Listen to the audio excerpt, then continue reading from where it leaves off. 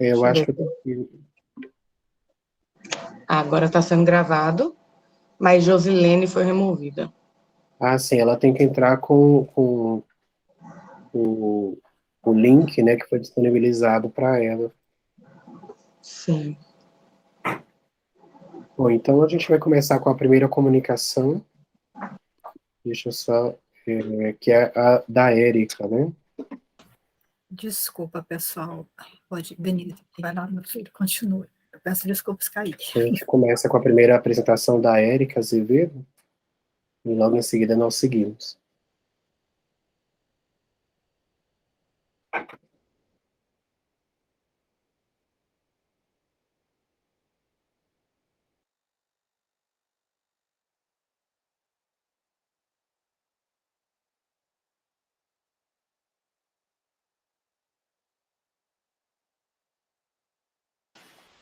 Érica, acho que está sem microfone. Tá, então vocês estão me vendo e escutando, não é? Agora sim. Ah, tá bom, desculpa, gente, obrigada. Então, eu dou uma saudação muito especial e calorosa a todos, a todas que estão aqui, todos. Eu estou bem contente de estar aqui, agradeço aos organizadores e aos colegas. É minha primeira fala sobre Haiti e sobre uma mulher do Haiti, então é muito bom, nesse sentido, estar debutando entre vocês. Então, eu vou falar sobre resistências e escrita poética em Un ailleurs à soi, da Émilie Profeta.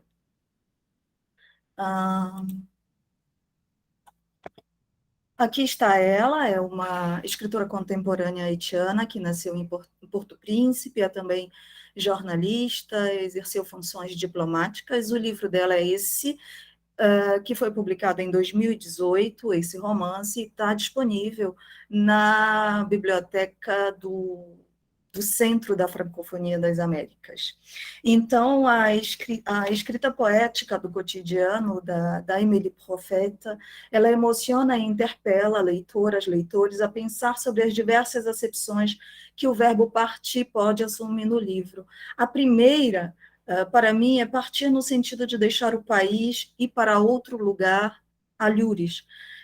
A segunda é partir no sentido de permanecer, partir, entre aspas, sem sair do lugar, ficar, permanecer e achar novos caminhos, ir em direção ao que nos interpela. A primeira acepção é muito clara no livro, e acho que nos livros de ficção e não ficção de autores haitianos. O segundo sentido de partir me veio de leituras sobre o surrealismo. Assim, em 1922, quando André Breton, ele e companheiros decidiram abandonar o dadaísmo, ele escreveu, o Breton, em uma revista, um curto texto de nome Claramente, em onde ele disse: é o momento de nos afastarmos com lucidez em direção ao que nos interpela. Bom, foi no âmbito de um movimento coletivo, depois de vanguarda, mas penso que a pergunta de fundo e que não se aparta da vida é como continuar vivendo no contexto desafiador em que vive. E a epígrafe do romance é a primeira estrofe de um poema do Apollinaire, que se chama Rosemonde, penso que conhecem, então, que fala de alguém que está andando na rua, seguindo a Rosemonde, que são todas as rosas do mundo, notadamente as de Amsterdã. Então, ela está andando naqueles canais, e quando ela vai entrar na casa dela, ele lança beijos. E essa epígrafe já introduz a temática de Amsterdã, que aparece já no início do romance, que começa assim. Eu vou ler uma tradução livre que fiz para hoje. O século XXI é felizmente transparente, tudo parece ao alcance dos olhos, dos dedos, dos sentidos. Podemos sonhar com qualquer coisa, nas belas costas ocidentais encalham corpos mudos, vencidos pelas travessias. O mar é indócil. O outro lugar tão desejável, cidades de água, de arranha-céus, de vastos campos, de pecados possíveis. Meu lugar é em todos os lugares, menos aqui. As jovens nigerenses do Níger sonham em ir para Amsterdã. É uma cidade de água, de liberdade. Quem fala aqui, quer dizer, a narradora nos apresenta Maritou, a personagem de Maritou, é ela quem fala, ou melhor, quem lê. A Maritou, ela lia à noite para a companheira dela, a Lucy. Ela sempre lia livros que falavam de mulheres, de libertação dessas mulheres. Fosse essa libertação a partida, o ir embora, ou até mesmo o suicídio, em última instância. E o que representa Amsterdã no romance? É uma figura, é uma imagem poética, cito, todos os países da segunda chance podem ser chamados de Amsterdã. O trecho em seguida, eu leio para vocês, nos faz conhecer um pouco dessas duas personagens, a Maritou e a Lucy. Lucy sentia sua presença mesmo quando dormia e gostava que Maritou estivesse em seu quarto mal mobiliado. Lucy podia perceber seu amor, sua bondade, sua timidez, sua impotência. O odor de cigarro e da colônia, com cheiro de samambaia de Maritou, ainda impregnava sua pele. Lucy sentiu sua presença quando ouviu o farfalhar de folhas secas às 2 horas da manhã. Maritou aparecia quando Lucy estava sozinha. Elas fizeram amor por um longo tempo. O peso do corpo de Maritou sobre seu corpo a tranquilizava. Seus seios roçavam um contra o outro, os de Maritou, pequenos, ajudavam a dar-lhe aquele ar de menino. Então, elas estavam juntas, a Lucy e Maritou, há 6 meses, satisfaziam juntas as suas necessidades de cumplicidade, afeto, intimidade sexual, amor, tentavam juntas deixar para trás a infância cheia de cicatrizes. A Maritou, ela era uma estudante universitária na Faculdade de Ciências Humanas que ela detestava, mas carregava o pesado fardo de ser uma filha ilegítima e de ser homossexual, sofria muito escárnio por isso. A Lucy vivia sufocada pelo ambiente devoto ascético da sua casa. Ela tinha 4 irmãos, mas os pais dormiam todos em uma peça só, em um quarto só. E o pai a assediava sexualmente. Ela o chama de o predador. Então, por isso, aos 17 anos, ela foge de casa e vai trabalhar em um bar chamado Aizan, que é um bar de um Le Blanc sans âge, o branco sem idade, o Quentin, que é um francês, que achou o seu território, o seu Eldorado em Porto Príncipe. Então, em que ruas esses personagens se deslocam? Há no livro um trecho que fala desse quarteirão, que se chama Jalousie, é um quarteirão periférico de Pétionville, que fica colado a Porto Príncipe. Então, diz assim, quanto à Jalousie, o quarteirão ele não podia mais passar despercebido. Em 2012, suas numerosas casas foram pintadas de todas as cores no âmbito de um projeto do governo destinado a embelezar os bairros populares no modelo do que foi feito nas favelas brasileiras. E aí, continua, algumas pessoas viram Prefeito Dufault, pintor que morreu em 2012, que pintava cidades coloridas suspensas. Outros interpretaram esse projeto como a expressão de uma forma de cinismo por parte dos responsáveis, argumentando que não se pode contentar em pintar a miséria. Então, eu não consegui não pensar na música do Caetano e do Gil, de 93, que tem aquele refrão que a gente conhece bem, pense no Haiti, reze pelo Haiti. O Haiti é aqui, o Haiti não é aqui, em que eles falam como pretos, pobres, mulatos e quase brancos, quase pretos de tão pobres são tratados. Ninguém é cidadão. Então, é nesse contexto que no romance aparecem as catástrofes naturais, quer dizer, elas nunca aparecem como catástrofes isoladas. E em uma coletânea publicada em 2010, a Emily Prophet assinou um textinho, assim como o seu colega escritor, também haitiano, o Rodney Saint-Éloi, também.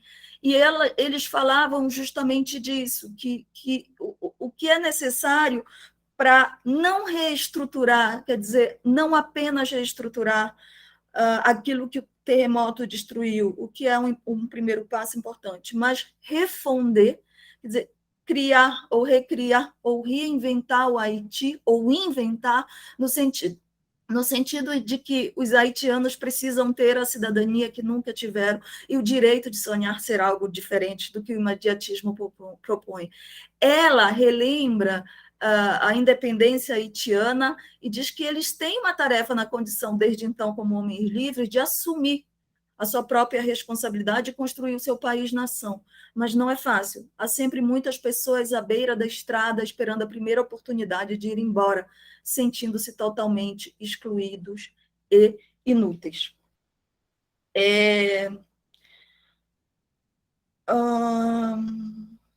E como os personagens da narrativa respondem à questão que eu propus do partir ficar? Bom, a Lucy, ela decidiu não sair do país. Eu cito um trecho. Ela não, que não está no PowerPoint, tá? Ela não achava que sua vida seria melhor em outro lugar.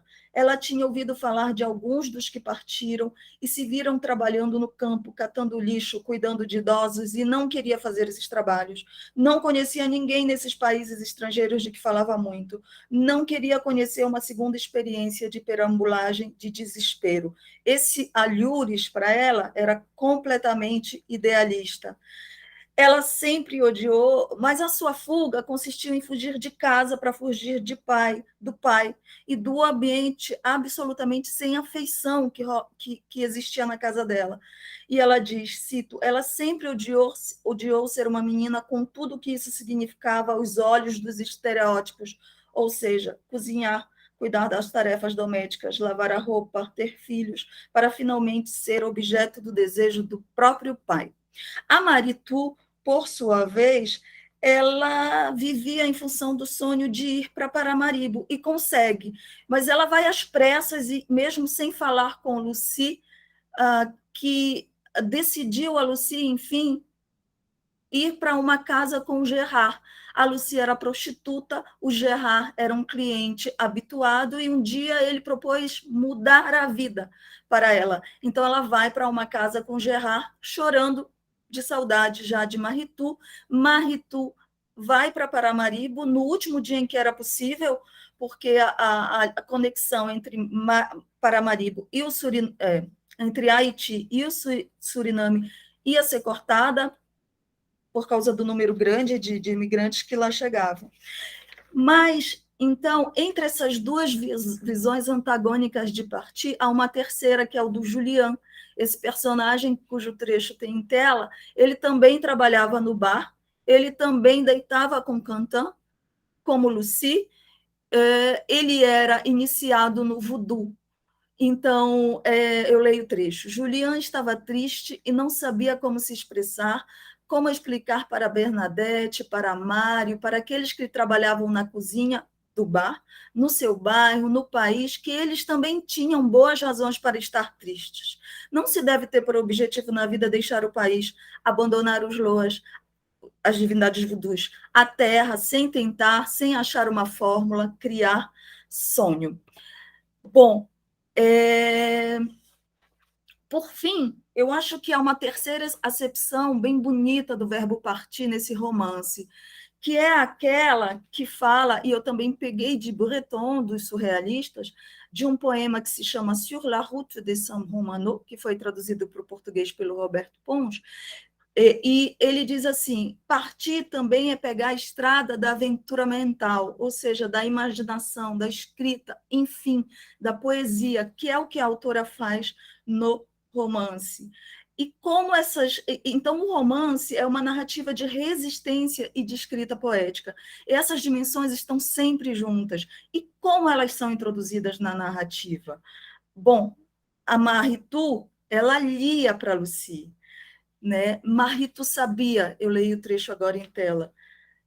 Maritu sabia, ela queria ir embora. Ela também queria conversar e passar o tempo mais e mais com Lucy.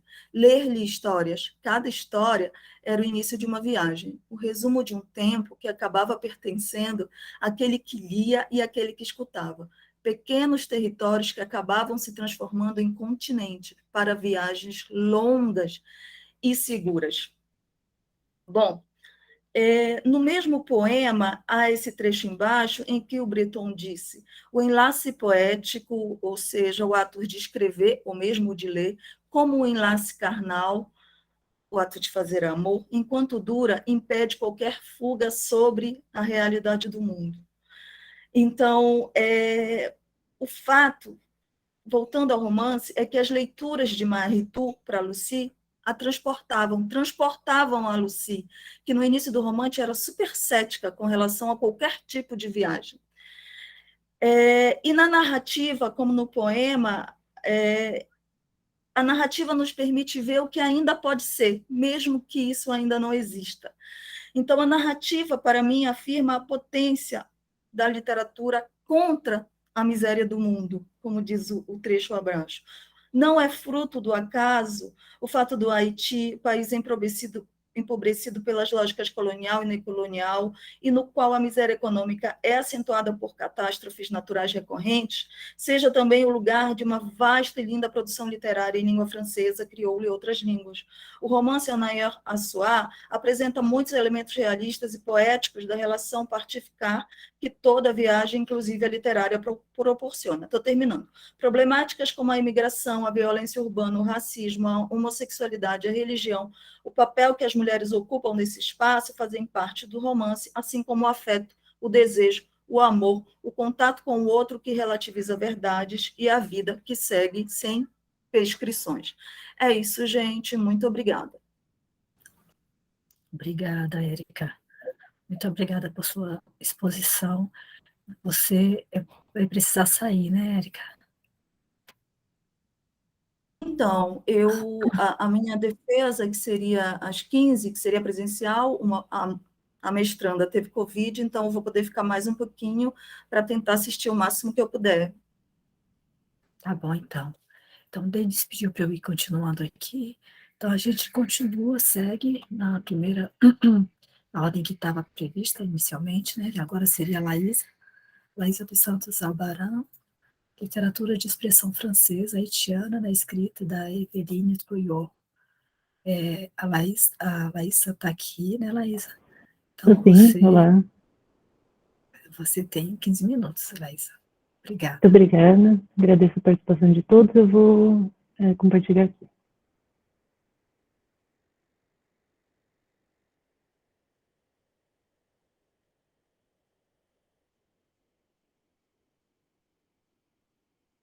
Acho que não sei se estão conseguindo ver, me ouvir bem, mas boa tarde a todos e a todas, agradeço a participação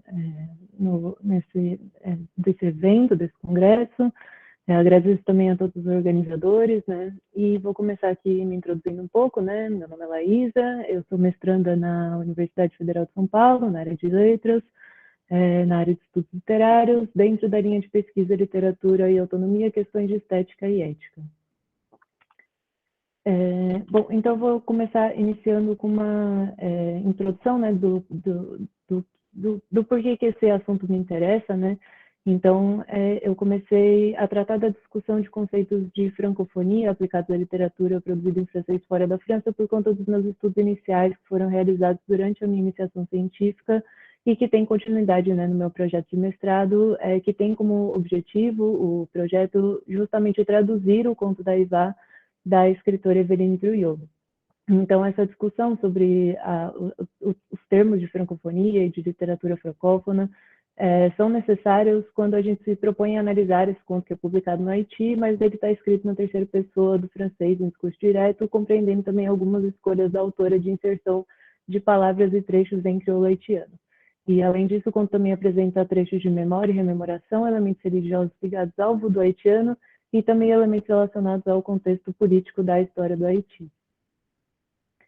Então, começando um pouco de história, né, e um pouco dos debates ao redor desse tema, historicamente o termo francofonia, ele surgiu em 1880, a partir do geógrafo Onésime Reclus, para nomear justamente o conjunto de pessoas e de grupos que falavam francês. Então, nesse primeiro momento, a gente considera que o termo era utilizado como um marcador geográfico para delimitar os limites da língua francesa no mundo. Com o tempo, o termo caiu em desuso e voltou a ter importância na década de 60, sendo utilizado por líderes de países colonizados pela França. E assim começam a ser criadas instituições francófonas com o objetivo de manter as relações entre os países colonizados pela França e, de certa forma, também manter o controle das ex-colônias por meio da perpetuação da língua francesa. No Haiti, especificamente, né, sendo o foco do meu estudo, a língua francesa foi considerada a língua oficial em 1918, muito antes da língua crioula haitiana, que só foi oficializada como língua conacional em 1983 e reconhecida como cooficial em 1987. E, apesar disso, né, cerca de 98% da população fala o crioulo haitiano. Então, o reconhecimento do crioulo como língua oficial, no entanto, foi apenas um marco simbólico, já que a Constituição do Haiti está escrita somente em francês. E assim a gente consegue observar, né, como a língua francesa oferece esse papel de controle para a França face às suas ex-colônias, mesmo após o fim da colonização. Em relação ao termo francofonia na literatura, né, inserido na literatura, eu inicio com a definição de literatura francófona que propõe o Jean-Louis Joubert, na conferência Qu'est-ce une littérature francophone, em 1991, em que ele diz: o conjunto de textos que organiza o espaço literário articulado em um país, uma região, uma comunidade que produz uma imagem, uma literatura francófona que pergunta e funda a identidade da coletividade que se reconhece. Então, a partir dessa definição, o autor considera também que a literatura francófona contribui, então, para a construção do país, da região, da comunidade em que ela se desenvolve, através da elaboração de mitos ou da exploração de um imaginário próprio. Então, para ele, e para ele, né, especificamente, todos que utilizam o francês como língua de expressão, muitas vezes, paralelamente a outras línguas, carregam a expressão de seus valores. Ele define essa carga expressa na correlação entre as línguas como mitos, ou seja, tudo aquilo que a língua oferece, que a língua francesa carrega de outra cultura não francesa, principalmente com a influência de outras línguas faladas antes da colonização. O Joubert ainda cita em sua obra o termo literatura de expressão francesa, especificamente como algo anterior à designação de literatura francófona e posterior à designação de literaturas conexas ou marginais.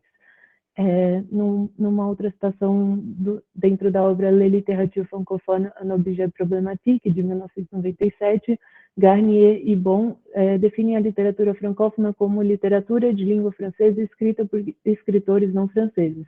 E essa definição acaba por separar a literatura francesa da literatura francófona, tornando a última periférica, devido à distanciação criada entre os dois termos. A gente faz essa relação de linha de pensamento com a linha de pensamento de literatura periférica de Garnier, com a definição proposta por Joubert de literaturas marginais, por ambas as dominações distanciarem as literaturas de escritores não franceses da literatura de escritores franceses, tornando as primeiras não centrais ou até mesmo menos relevantes por se localizarem na margem ou na periferia. Então, partindo um pouco sobre umas discussões um pouco mais atuais, né, como trata Dominique Combe em Littérature francophone, Question, Débat et Polémique, de 2010, ele diz, o adjetivo francófono, né, logo nisso ele define que o adjetivo francófono deve ser entendido em um senso puramente linguístico e descritivo, se aplica a uma comunidade de sujeitos, grupo étnico, povo, nação, que fala francês e, por extensão, que escreve em língua francesa. O francês pode, então, ser primeira língua ou segunda língua nacional ou estrangeira, mas ele deve cumprir uma função veicular. No entanto, no geral, o substantivo francofonia, derivado do adjetivo, se designa o fato ou a qualidade daquele que é francófono. Ele ainda discute um pouco mais da problemática acerca do termo francofone, né, especificamente, dizendo que as expressões de literaturas francófonas, escritor francófono, romance francófono, podem passar neutras ou simplesmente descritivas, mas elas despertam imediatamente suspeita, desconfiança, quando não hostilidade. Francófono é uma palavra tabu, uma palavra armadilha, né, que possui tão má reputação que preferimos as perifrases de língua francesa, de expressão francesa ou em francês. Mas essas denominações podem, por sua vez, ressonar como eufemismos politicamente corretos. Isso ocorre, segundo Combe, pela associação direta que houve entre a francofonia com F maiúsculo, ou seja, o que foi denominado por essas instituições com o objetivo de separar o que era francófono do que era francês, com a francofonia com F minúsculo, que, como já descrito, é o substantivo derivado daquele que é francófono. E o autor ainda aborda em seu texto diversos debates atuais, né, ao decorrer do texto, sobre a renomeação, o que seria uma renomeação dessa literatura francófona, e alguns conceitos que poderiam ser aplicados a elas. A discussão evolui para uma análise da literatura mundo, derivada do conceito de mundo do Edouard Glissant, E a gente também traz aqui um debate que o Moura, em Les littératures francophones et théorie postcoloniale, de 1999, fala um pouco sobre isso, né? Ele diz que é igualmente possível falar de um tout monde francófono na sequência de Edouard Glissant com o movimento de créolité nas Antilhas. Conquistou um grande público e um simples relance sobre a lista dos prêmios literários franceses, né, que ele diz que a gente conhece os limites, mostra que as literaturas de língua francesa são amplamente representadas. Ele discorre sobre as questões que envolvem esses autores da literatura mundo e conclui dizendo que a hibridade fundiária da literatura do tout monde se situa, portanto, entre a expressão do mundo global e a dos particularismos próprios das sociedades pós-coloniais. E como já diz, né, o próprio nome do seu texto, ele evolve a discussão para o caminho dos estudos culturais no sentido de defesa de uma teoria pós-colonial francófona. E aí, aproximando um pouco a discussão dos teóricos, do que alguns teóricos brasileiros já analisaram, né, a gente olha o que Álvaro Faleiros oferece sobre a literatura mundo, quando ele faz uma comparação de visão de alguns autores e define, né, a literatura mundo como a literatura de contato, da troca, do movimento e do devir, uma literatura que cria sua língua e sua humanidade, por isso é híbrida e pós-colonial. Então, os debates acerca das literaturas ditas francófonas, como a gente viu nesses autores citados, continuam vivos, também considerando questões culturais, pós-coloniais e até mesmo decoloniais mais atualmente. Um conceito que estará sempre em discussão e a ser reinventado com os debates levando em consideração, sobretudo, a identificação, a produção e posição em que se encontram os autores dessas literaturas.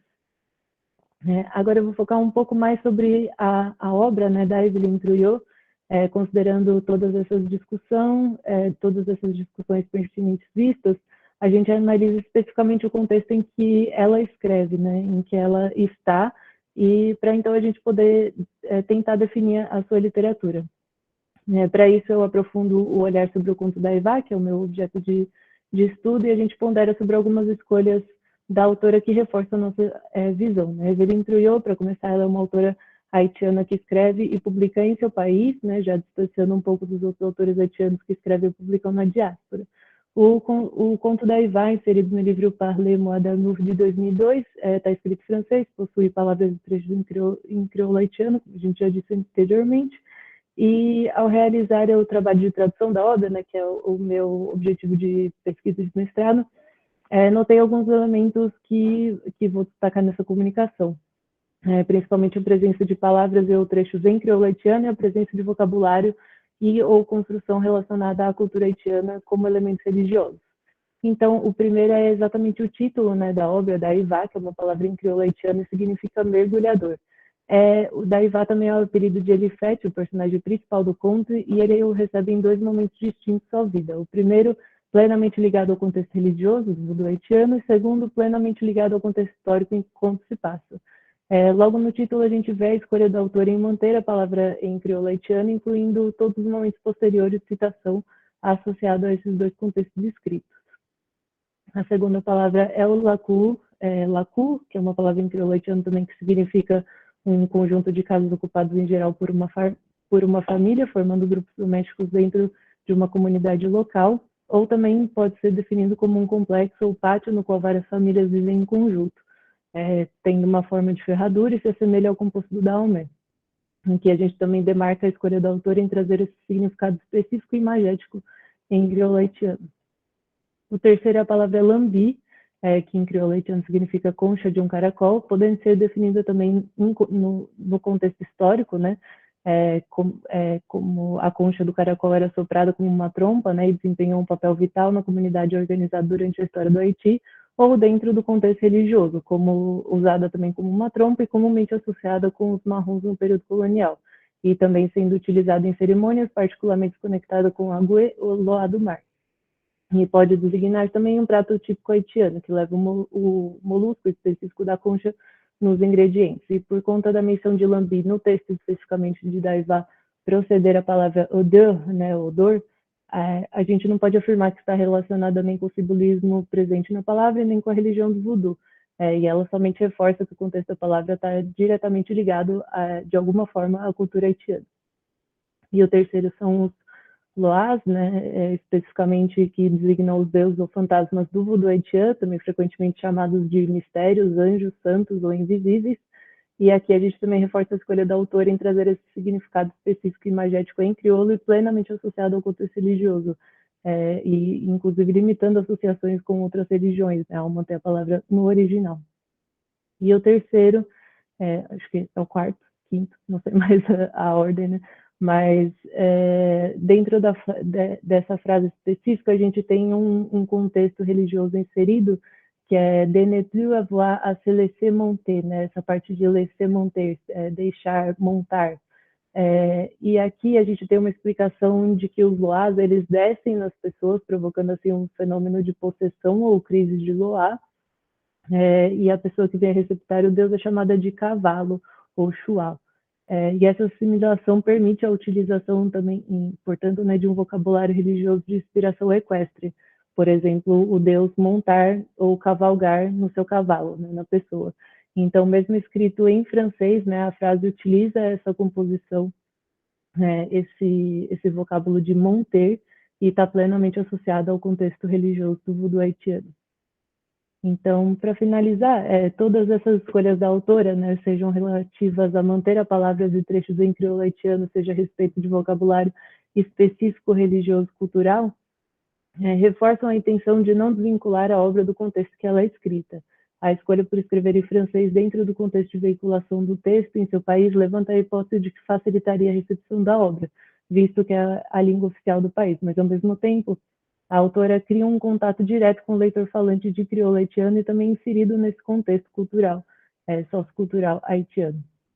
Então, para definir a literatura da Evelyn Trujillo, a gente especificamente opta por aplicar o termo literatura de expressão francesa, dissociando exatamente do termo literatura francófona, por entendermos e respeitarmos as escolhas da autora e por voltarmos nosso olhar para a obra de maneira individual, partindo do que a autora nos oferece no texto. Acho que é isso.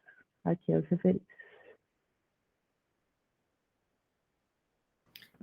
Obrigada, então, Laísa. Muito obrigada pela sua exposição. A gente volta, né, mais tarde para a discussão. Então, já passamos para a Normélia, que vai fazer a exposição Sur la terreur, escrita e resistência, e Marie Chauvet, que é uma antiga conhecida da Normélia, né, Normélia? Nossa, é uma antiga conhecida. Bem melhor que Normélia, sabe comerciar. Como que eu faço para partilhar? Eu tenho que partilhar a tela? Sim, você deixa seu slide aberto lá no arquivo, aí você vai aqui embaixo onde tem essa setinha para cima, que é apresentar agora. Clica em cima, aí vai aparecer, quando aparecer a tela, quando abrir, você clica, ela saiu. Acho que ela clicou do lado. Vamos só esperar ela sair, voltar, ela deve voltar logo. Mas já aproveito para agradecer a exposição da Laísa e da Érica, né? Espero que a Érica consiga ficar até mais um pouquinho. Obrigada a vocês todos que estão aí acompanhando e depois, no momento da discussão, esperamos poder contar com a participação de todos vocês. A Normélia voltou. Então, Normélia, Desculpe. essa setinha, tudo bem, sem problema. Essa setinha apontada para cima, você clica nela, aí ela vai aparecer o seu, ela abre, né, uma página e você vai ver o seu slide que está aberto, você clica no seu slide, vai partilhar conosco. Mas ele não me dá a possibilidade de selecionar uma janela ou o ecrã.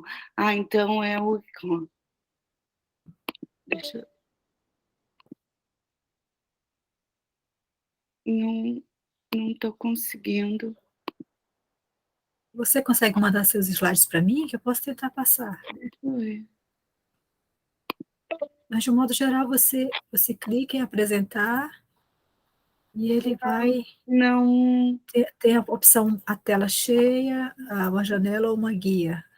Sim, aqui tem a tela cheia, aí eu clico. Tente fazer em uma janela, tente fazer uma janela. Tá.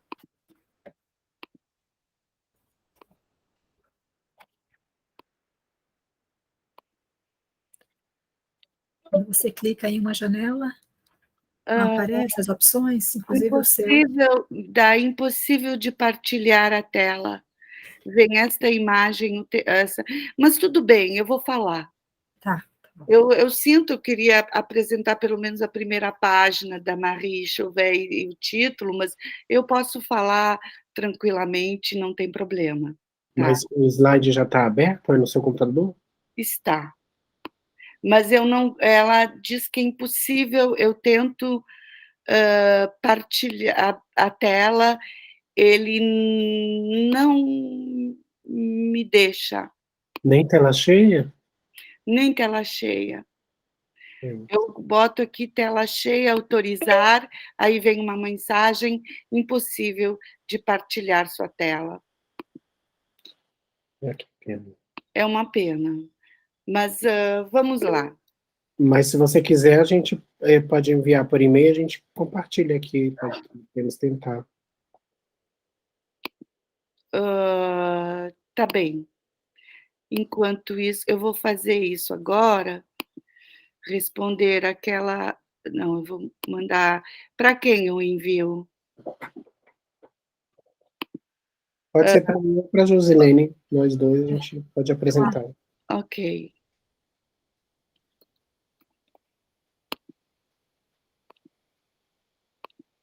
Rapidinho aqui.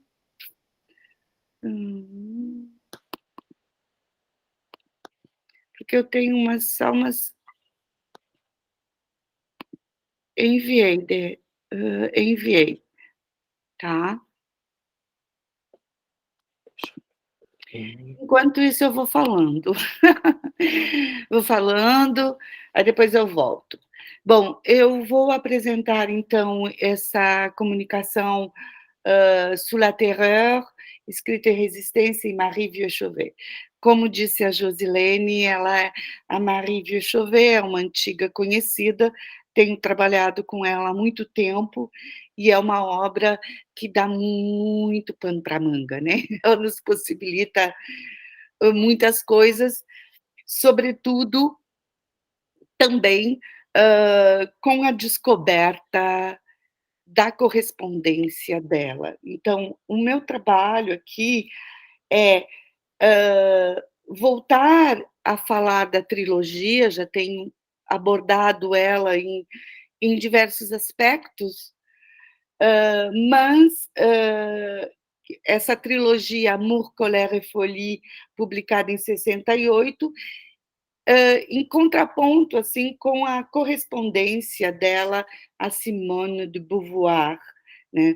É uma correspondência que descobri através num seminário, através de uma professora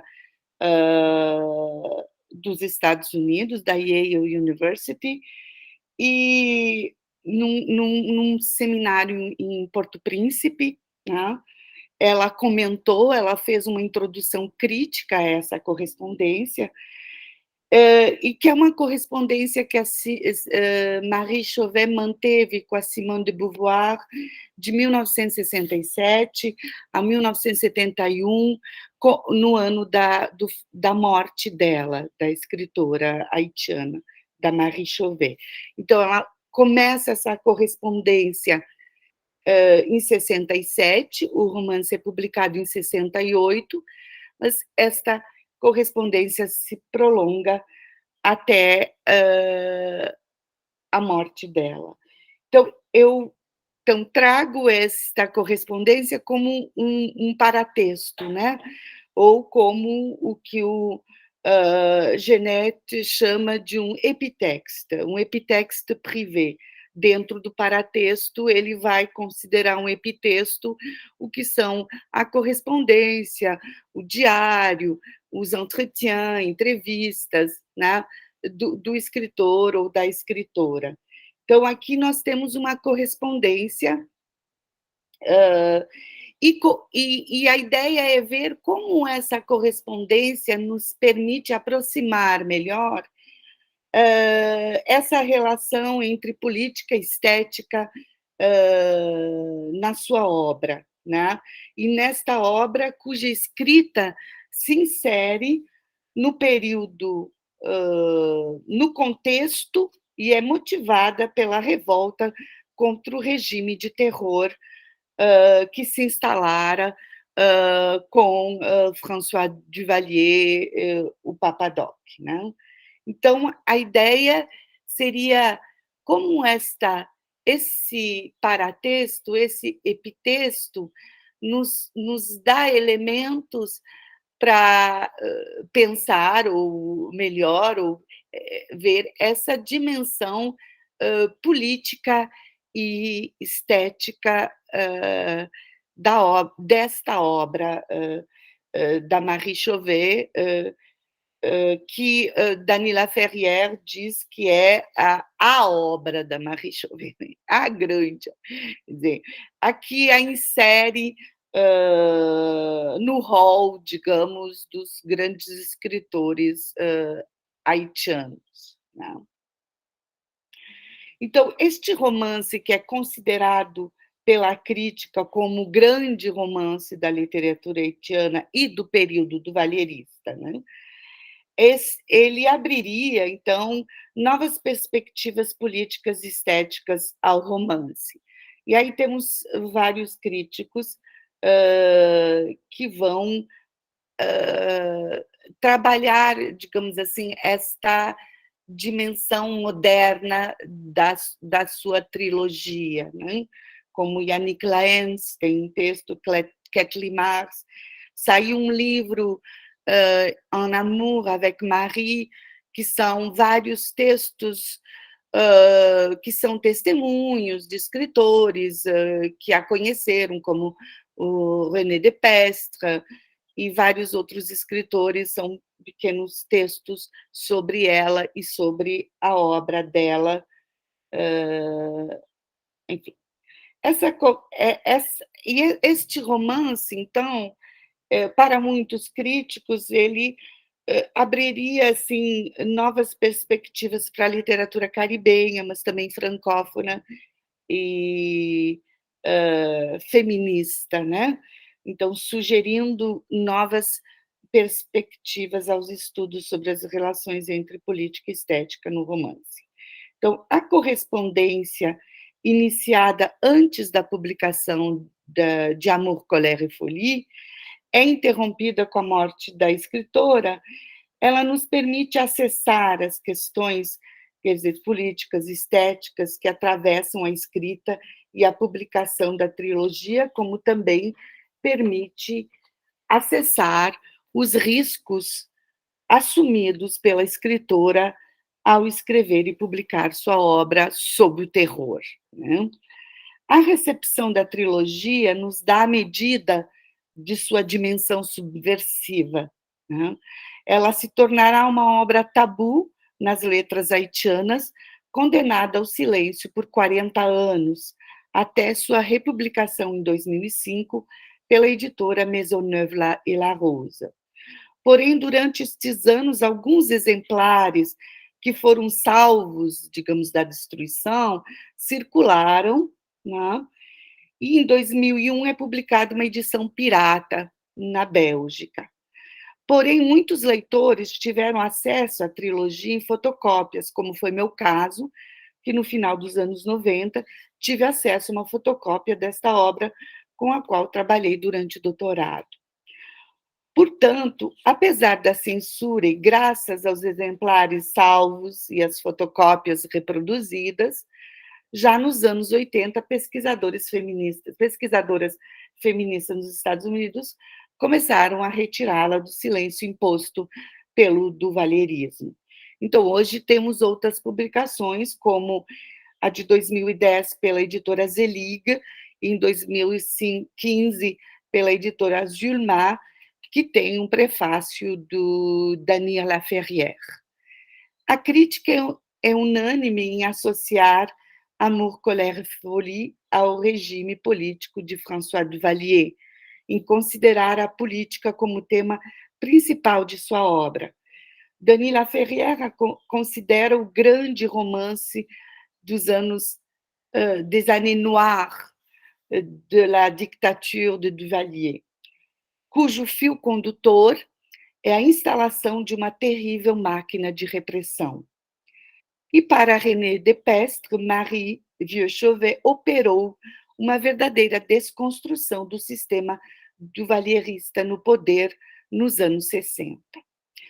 Já Trouillot, para Trouillot, o político nesta obra se inscreve em nossos destinos individuais, em nossos corpos, na nossa pele, nos nossos desejos, e a dimensão subversiva da obra estaria no trabalho do social sobre o fantasma e o corpo, né?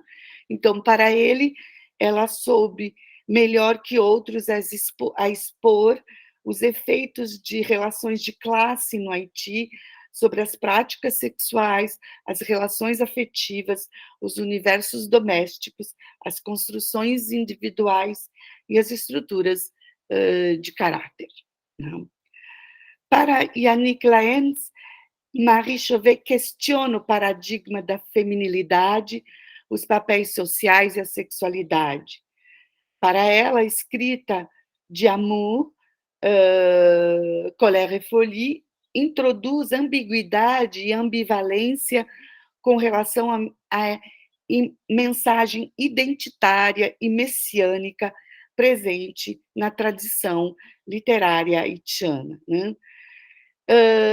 Max Dominique destaca a resistência do indivíduo à opacidade das relações sociais e à degradação do espaço social com o duvalierismo. Então, as abordagens sobre a violência, vista na perspectiva do terror instaurado por Duvalier, apresentam dois aspectos importantes relacionados à questão da mulher e à questão racial na sociedade haitiana, sua relação com a sexualidade e o erotismo feminino e sua relação com a ideologia racial levada ao paroxismo por Duvalier. Então, a perspectiva feminina e feminista da obra de Marie Chauvet encontraria em suas heroínas uma crítica contundente do vínculo entre o imperialismo, a dominação patriarcal e o sexismo como formas de repressão política. Né?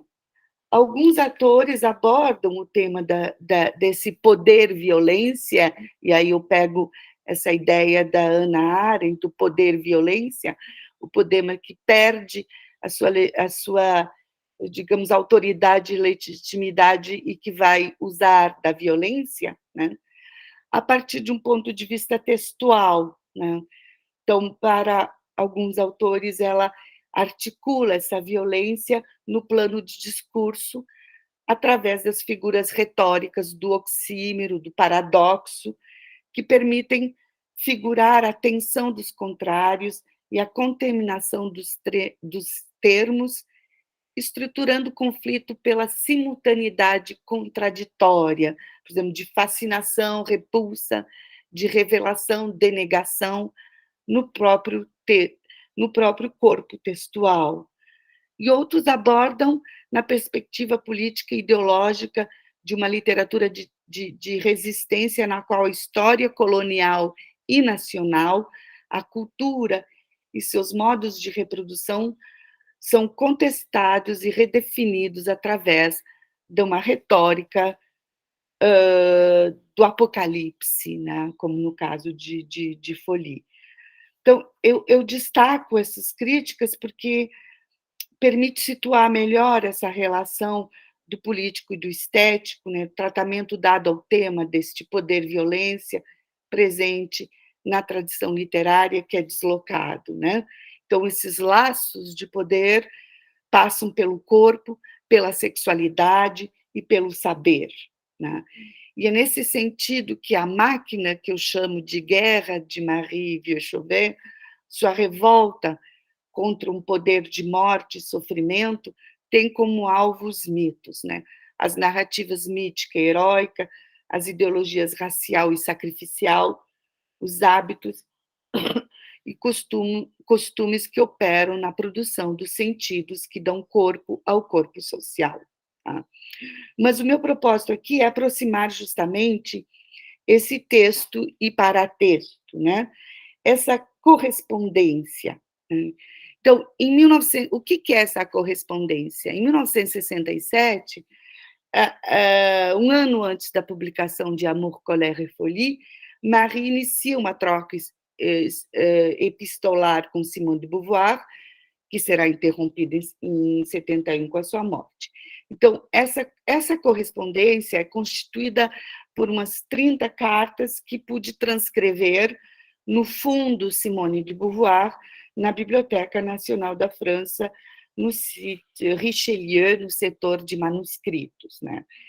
Então, a correspondência de escritores tem tido uma renovação, digamos assim, né? Há um interesse da correspondência dos escritores e escritoras, né? E que tem sido abordado em diversas perspectivas, política, ética, literária, sociológica, autobiográfica ou mesmo editorial. Né? No caso da Marie Chauvet, Regine Isabelle Joseph, ela fez, em sua introdução crítica a essa correspondência, ela levantou questões editoriais e éticas, né, desta correspondência. Né? Então, para mim, essa correspondência ela constitui uma zona de transação, como está em Seuil de Genette, né? O paratexto como uma zona de transição e de transação, né? De transação, e um lugar de uma pragmática, de uma estratégia e de uma ação, que é o caso da correspondência. Né? Simone de Beauvoir ela faz parte do comitê de leitura da Gallimard e ela poderá mediar a publicação do livro. E há uma urgência em publicar a trilogia, e essa urgência da Marie Vieux-Chauvet é motivada por um projeto político e ético, digamos, existencial. Né? Ela deseja ser publicada pela Gallimard e deixar o país. Né? Mas a outra motivação que ela deseja consagrar-se escritora e viver da escrita, emancipando-se da tutela do Estado e do marido, porque na época ela vivia sob tutela do Estado. Para viajar tinha que ter permissão do Estado, tinha que ter permissão do marido naquele período. Né? Então, ela deseja, quais são, sim, na sua correspondência, os desejos. Tu poderias passar, por favor, Denis? Então, ela diz, aqui é uma citação, uma do romance Amour e uma de uma carta. Né? Então, aqui também essa relação entre o epistolar e a narrativa, né? Que é uma personagem dizendo para Claire que enviou, eles estão todos armados e ela quer fugir, e ela enviou uma carta a amigos contando tudo, e ela pergunta se ela mandou por alguém de confiança, e ela disse que sim. Né? E numa carta a Marie Chauvet, a Simone de Beauvoir, ela mantém essa correspondência muito em Nova York também. Algumas ela recebe em Porto Príncipe, mas muitas é de Nova York. Uma filha mora lá. E ela diz que ela voltará ao país no dia 15 e que, se ela escrever, não é para comentar política, né? Porque a correspondência é fouillée e, a partir de Nova York, ela será livre, terá mais liberdade para falar francamente. Pode passar a outra, por favor? Então, qual é o desejo? Em sua correspondência, ela vai colocar que ela que os escritores vivem aterrorizados, né? Ela fala do desaparecimento do Jacques-Stéphane Alexis, então fala do medo, do terror que eles vivem, a maioria se exilando, como é o grupo do Haïti Littéraire com a qual ela se relacionava, e que ela deseja romper o silêncio. Pode passar a outra, ela deseja denunciar este regime, ela quer colocar, aí é interessante quando ela diz, ela quer sair da letargia e ela quer colocar sob os olhos situações vividas, né? Sobre os olhos dos seus compatriotas, né? E que a necessidade que ela teve de usar astúcias, estratégias, narrativas para que o regime não se identificasse, né? Então, todo esse imaginário que ela constrói através da loucura, em Folie, todo o jogo de ficção que temos em Amour, em Colère, para tentar, digamos, despistar, né, o regime, mas em vão, é claro, né? A obra é sempre associada, né? Então, em suas cartas, há esse projeto que é político, esse desejo de romper o silêncio, de dizer ao mundo, e também de acordar, digamos, a revolta em seus compatriotas, quer dizer, uma resistência à necessidade, e ao mundo o que está se passando no Haiti. E a outra é emancipar-se, consagrar-se, porque ela tinha consciência da potencialidade desta obra dela, né? Então, a correspondência dela é um lugar, para mim, de um logos, né?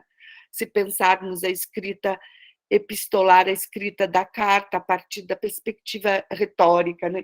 É lugar de um logos, né? De uma pragmática e de uma estratégia.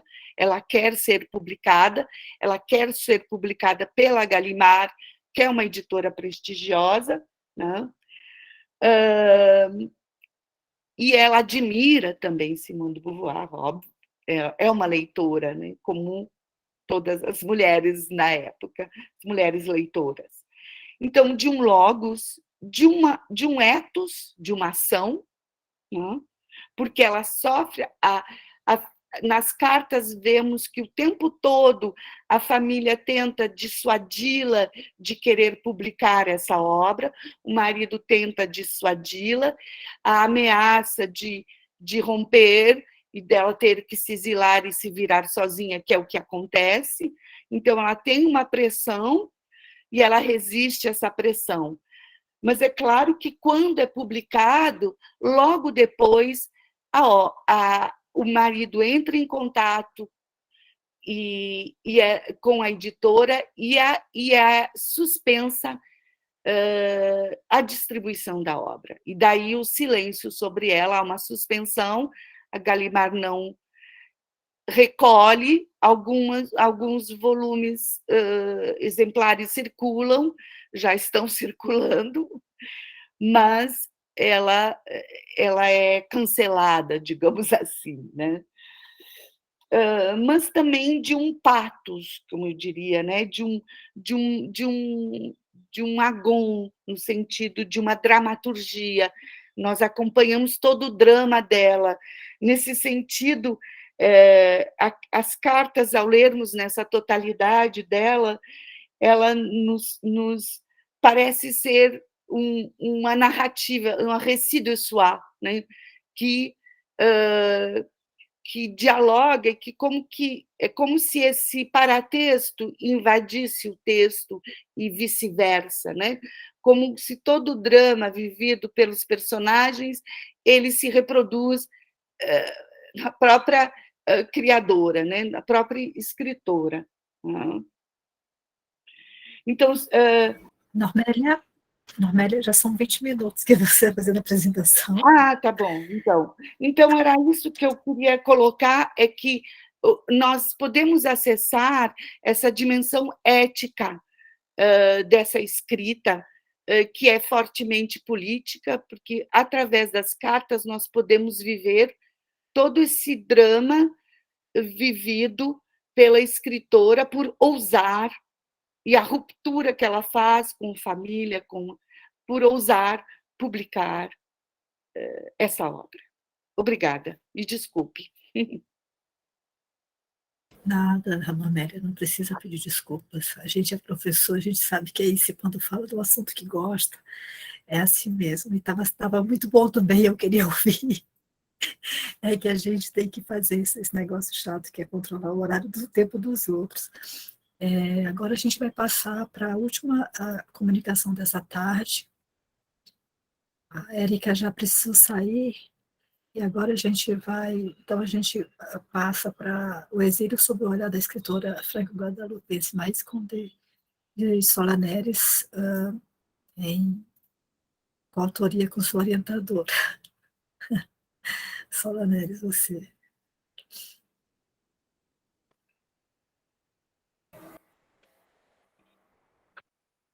Boa tarde. Boa tarde. Só aqui abrir o slide. Então, o título deste trabalho é O Exílio sob o olhar da escritora franco-guadalupense Maris Condé. Eu sou mestranda do programa de pós-graduação em linguagem e ensino da UFCG, da Universidade Federal de Campina Grande, e esse trabalho, ele na verdade, ele é um recorte da pesquisa que eu estou desenvolvendo junto com a minha orientadora, né, Josilene Pinheiro Maris. E a pesquisa, basicamente, envolve o trabalho de 4 contos de autoria feminina em suas línguas originais, que seriam francês, italiano, português e espanhol, com estudantes de letras. Então, são essas 4 autoras e essas 4 obras que iremos trabalhar na pesquisa. Então, para a comunicação de hoje, eu vou falar especificamente do exílio sob o olhar de Maris Condé em Portrait de Família. Antes de tudo, contextualizando um pouco, a gente vê que os documentos curriculares, como, por exemplo, a LDB, mas outros também das universidades, apontam muito essa questão da incentivação da criação e difusão de cultura, do pluralismo de ideias, da interdisciplinaridade. Porém, a gente vê que algumas literaturas, como as literaturas escritas por mulheres, elas ainda têm pouco espaço nos cursos de letras no Brasil. Sobretudo quando a gente pensa nessas temáticas como exílio, imigrações, etc. O objetivo seria analisar a temática do exílio sob a perspectiva das literaturas de escritoras que escrevem em línguas românicas, especificamente para essa comunicação, uma análise da temática exílio a partir do conto Portrait de Famille de Maris Condé. Maris Condé é uma escritora que nasceu em Guadalupe em 11 de fevereiro de 1937, é reconhecida como escritora francesa, feminista, ativista, difusora da história e da cultura africana nas Caraíbas. É muito conhecida pelo seu romance Ségou, e também o Eu Titubá, Bruxa Negra de Salem, que é bem conhecida aqui no Brasil, principalmente, com a tradução, né? E ela também tem um histórico acadêmico, ela já ensinou em várias universidades, e também ganhou um prêmio de literatura alternativa em 2018. Essa é a obra, é uma série de contos, né?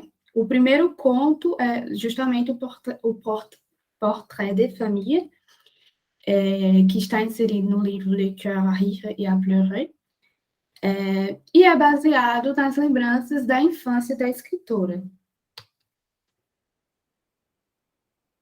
Então, como fundamentação teórica, estamos utilizando aqui a ideia de Zolin sobre a questão justamente da literatura de autoria feminina, que por muito tempo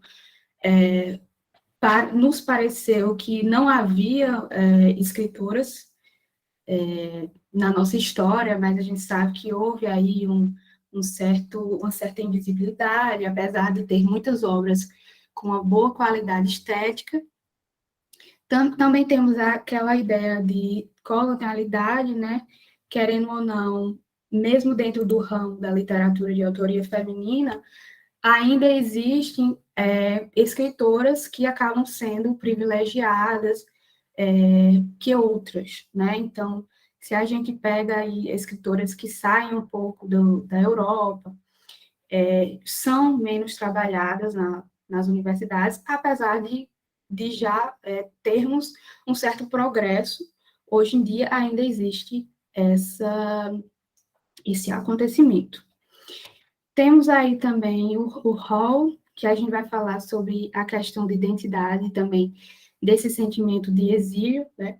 Conheço intimamente os dois lugares, mas não pertenço completamente a nenhum deles, e esta é exatamente a experiência diaspórica, longe o suficiente para experimentar o sentimento de exílio e perda, perto o suficiente para entender o enigma de uma chegada sempre adiada.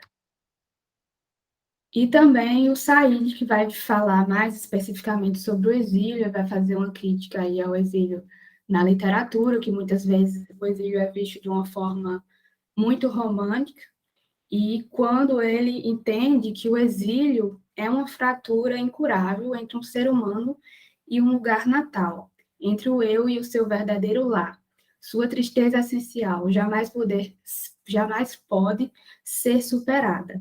E embora seja verdade que a literatura e a história, como tem episódios heróicos, românticos, gloriosos e até triunfais da vida de um exilado, eles não são mais do que esforços para superar a dor mutiladora da separação. As realizações do exílio são permanentemente minadas pela perda de algo deixado para trás para sempre. E aí a gente está tomando o exílio sobre a partir de uma definição bem ampla. Então, temos aí o exílio, a ideia de ser retirado do seu país, deixar por vontade própria, expulsão da pátria, que pode ser imposta ou não, um ato de isolamento, né? Então, temos aí várias definições que estamos pensando o exílio. Sobre Marie Condé, ela vai falar, e isso é algo que ela fala em tudo, né? Especificamente essa parte eu tirei de um documentário que é bem fácil, inclusive, de encontrar no YouTube mesmo, e em outras plataformas, que ela vai falar isso, né? Que a língua que ela escreve não é o francês, nem o crioulo. Eu digo isso sempre, é uma língua que é a minha. Eu escrevo em Marie Condé.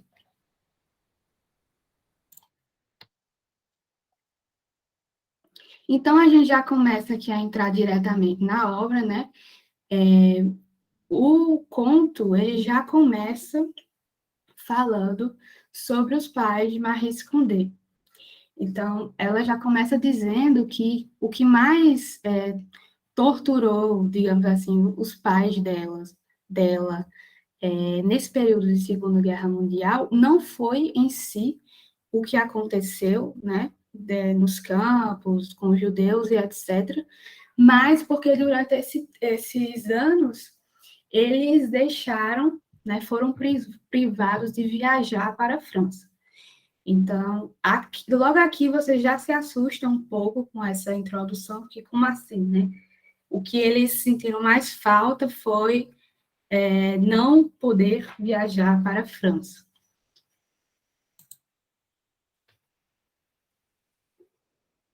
E aí a gente já começa a ter uma ideia um pouco dos pais dela, né? Que são focos do conto. Ela vai falar bastante dos pais e dessa visão que os pais têm da França. Então, a visão que os pais dela têm da França não é uma visão de que a França foi a colonizadora, né? É uma visão um pouco de admiração, de querer ser francês, de sentir orgulho de ser francês.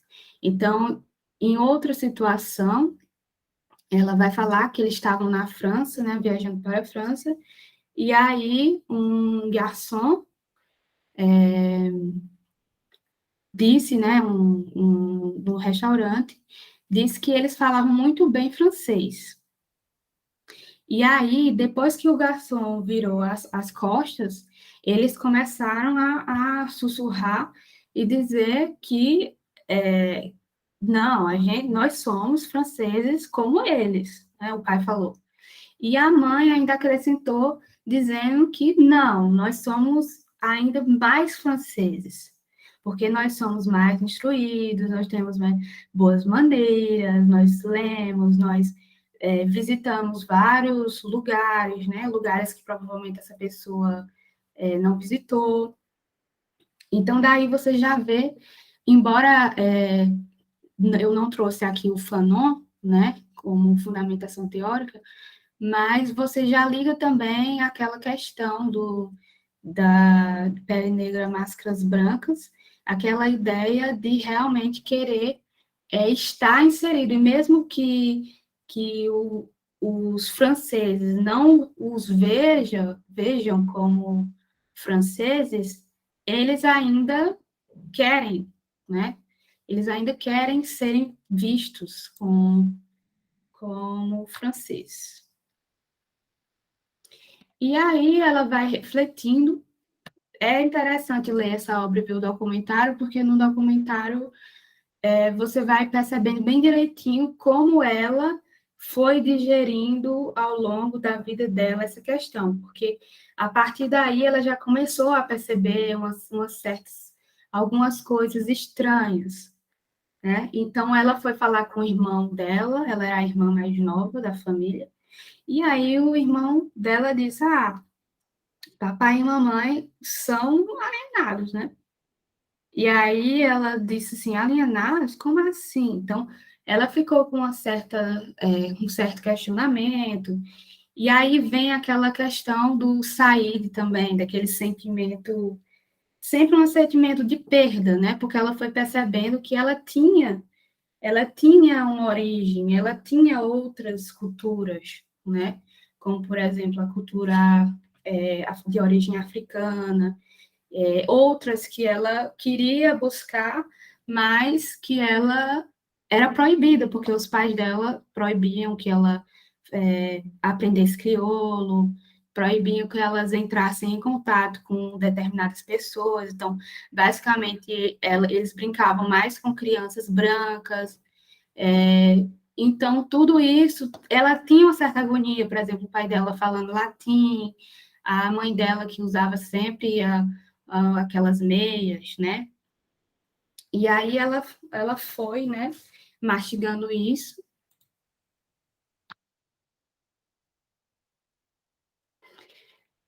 E aí, depois de um tempo, que isso aí já é no final do conto, ela vai percebendo o que é ser alienado, né? Então, ela vai dizer, ela sempre compreendeu, né? Ela começou a compreender o sentido da palavra alienado. E aí ela viu que o irmão dela, Sandrino, tinha razão, que os pais realmente eram alienados, porque eles não tinham nenhum orgulho da herança africana, mas, ao mesmo tempo, eles não se sentiam inferiores por causa da cor. Eles, na verdade, eles se sentiam pessoas brilhantes, pessoas inteligentes, que, na verdade, era um progresso para os negros, né? Eles sentiam isso. Só que eles eram alienados em relação à cultura africana. E aí, o que a gente vê, falando especificamente de exílio, são as várias faces do exílio que a gente encontra nessa obra. Então, a gente encontra, primeiramente, aquele sentimento de perda de cultura, aquela fratura incurável que é ressaltada por Said por parte da personagem principal. E a gente encontra essa questão de uma identidade permeada de múltiplas culturas, que vai ser falado por Hall também. Então, durante toda a vida, Maryse Condé, até hoje, ela fala sobre isso, né? Até um ponto que ela realmente aceitou isso, ela aceitou que ela era permeada por múltiplas culturas. Porque o que os pais dela fizeram foi deixar as origens africanas de lado e eles se moldaram à cultura francesa. Então, eles decidiram, né, se moldar à cultura francesa, decidiram serem vistos como franceses. Porém, ela não, né? Durante a vida todinha, ela teve muitos momentos de querer escolher, né? Querer se colocar em algum canto. E pela própria história dela, ela morou em vários lugares, inclusive na África também, na Europa. Então, ela foi permeada por várias culturas e ela entendeu que ela não precisaria necessariamente ser só uma coisa, né? Ela poderia ter uma identidade múltipla. Mas aí, no momento do conto, você percebe que ela sente que ela perdeu alguma coisa, né? Então, esse exílio é um exílio que é um pouco geográfico, porque os pais dela saíam muito para a França, né? Eles realmente se isolavam muito do país natal, porém também é um exílio cultural. Então, você vê esse movimento de que eles realmente se isolavam da cultura africana, no caso. E, enfim. E, por fim, o que vale destacar também é a importância de se trabalhar com literaturas escritas por mulheres em uma perspectiva decolonial, pluricultural e plurilingüe nas instituições de ensino. E também a temática exílio, né, fomentar esse trabalho com estudantes de letras também é algo que pode contribuir muito para a formação humana dos estudantes, principalmente após esse período pandêmico que vivenciamos, em que nos isolamos. Então, é isto. Muito obrigada. Obrigada, Sol. Muito obrigada por sua exposição, sua apresentação hoje à tarde. A gente abre agora, né, para os debates. A Érica precisou realmente sair, mas eu vou fazer eco aqui ao comentário da Gabriela Rodrigues, que as apresentações foram maravilhosas. Quando é um assunto que a gente gosta muito, realmente é maravilhoso, né? Foi muito bom, é muito bom.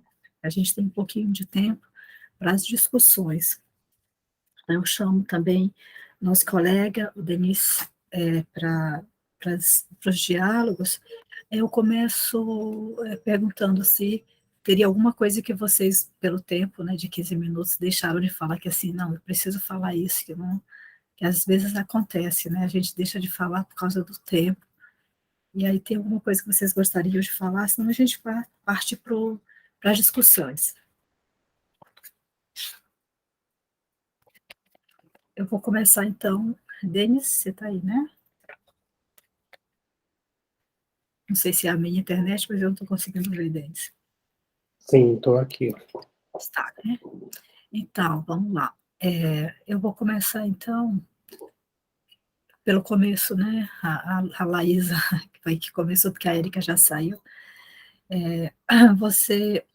para a gente pensar um pouquinho. Você utilizou a metade do tempo para discutir essa questão, uma questão que eu e Denis mesmo, antes de mandar a proposta, a gente ficou, né, em relação ao francófono, a língua francesa, expressão francesa, essa coisa toda. Por que você sentiu a necessidade, Raíssa? Oi, Vivi, tudo bom, Viviane? A Viviane também está no nosso simpósio, ela deve apresentar, acho que amanhã, né, Vivi? Amanhã, tá certo. Obrigada, Vivi. E aí, Por que essa necessidade? Que eu acho que é uma necessidade. Tem uma das falas, um desses dias, que vai ser pensando esse impasse aí da francofonia, né? Oi? Achei que alguém tivesse falado. Obrigada, Josilene. Assim, os meus estudos começaram lá na iniciação científica e logo que eu abordei o conto, né, surgiram várias necessidades, né? Primeiro que eu tentei ler o conto, assim, com conhecimento até que básico do francês, e aí me deparei com diversas questões que eu não sabia o que eram, né? Questões da cultura haitiana, da língua, né? Então eu passava ali no conto e via umas palavras que não sabia se era francês, não sabia o que era e que precisavam de uma investigação maior, né? E aí comecei a pesquisar mesmo o contexto histórico da Haiti, então mapear, né, tudo desde o começo, desde a Revolução até os tempos atuais, todas as ditaduras, né, todas as questões de literatura, toda a literatura haitiana, né, o desenvolvimento da literatura haitiana e, assim, pareceu necessário mesmo tentar definir, né, porque justamente quando estava ali no começo, a gente se deparou com essa literatura francófona, né? E aí eu comecei a olhar um pouquinho mais para esses conceitos para ver por que a gente não trata, né, no curso de francês mesmo que eu tive na graduação, a gente não tinha literatura francófona, né? Tipo, somente escritores europeus. E como tratar exatamente dessa literatura francófona. Então, comecei a dar uma investigada, assim, né? Confesso que meus estudos são até que iniciais, né, nesse sentido, né, desse mapeamento da história da literatura, desse termo mesmo de francofonia, mas que na hora de escrever ali, né, o texto mesmo da iniciação tinha que definir como alguma coisa, né? E aí a gente já se depara com essa contraindicação de utilizar a francofonia, né, por toda essa carga negativa que ela tem, e pesquisar outras formas de falar, né. E até falando um pouco sobre a Unifesp, né, a Universidade Federal de São Paulo, como a gente trata lá, né, atualmente estão tendo alguns desenvolvimentos de iniciativas de trazer essas literaturas para dentro dos cursos, né, e lá também está sendo utilizada essa como literatura de expressões francesas, né? Assim como em outras universidades também. Então foi esse o termo que eu achei apropriado para utilizar, né? Mas ainda admito que precisa de um estudo maior, né? Do que está acontecendo atualmente, né? Principalmente envolvendo questões decoloniais, né? Então é só uma tentativa de definição, né? E até também considerando que a própria autora ela não tem essa problemática, né, de tentar se definir, então fica meio difícil a gente falar por ela, né, ou definir a literatura por ela. Mas é basicamente isso. Certo, obrigada, mas eu acho que também os autores fogem disso. Eu lembro, Normélia vai já falar, mas ano passado ela perguntou para o Patrick Chamoiseau. Você lembra, Normélia? E francofonia com F maiúsculo, minúsculo, ele falou que não queria falar disso. Ele já falou muitas vezes, o escritor francófono aí, entre aspas. É interessante isso, porque isso há mais de 20 anos, porque nos anos 90, quer dizer, eu fiz parte do primeiro mestrado em estudos francófonos na Universidade Federal do Rio Grande do Sul. Isso foi lá nos anos 90. E antes, a gente tinha tido uma especialização em literaturas de expressão francesa. Quer dizer, antes era esse termo, veio francófonos. E isso faz alguns anos e essa problemática continua. Que eu acho que podemos usar francofonia na medida em que a França esteja incluída nisso.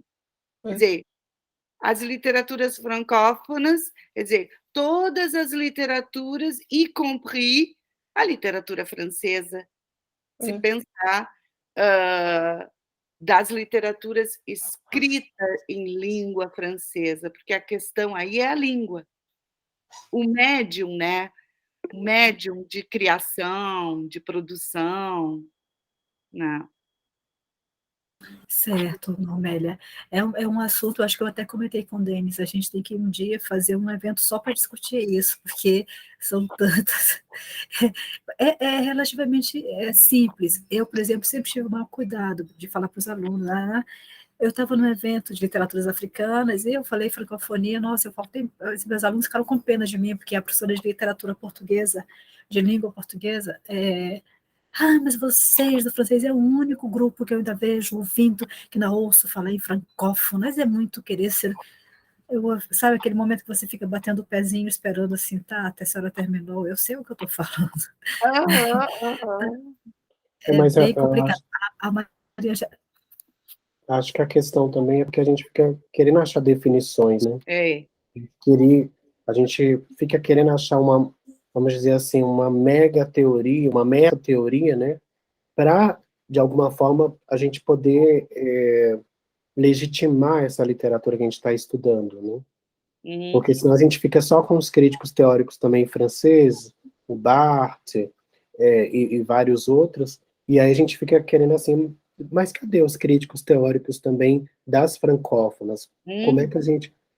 E aí tem até uma coisa que tenho observado assim, que está diminuindo um pouco, mas eu acho que ainda está muito constante, que é falar dessas literaturas como literaturas pós-coloniais, né?